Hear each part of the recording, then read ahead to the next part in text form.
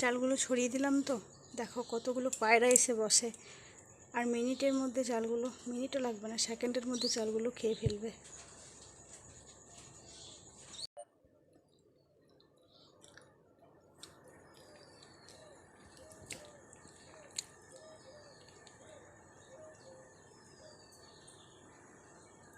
চারটে, আটটা,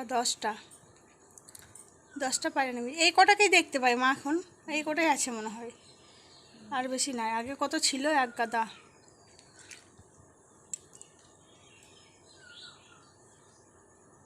একটি কালো, বাকিগুলো সব একই রকম দেখতে।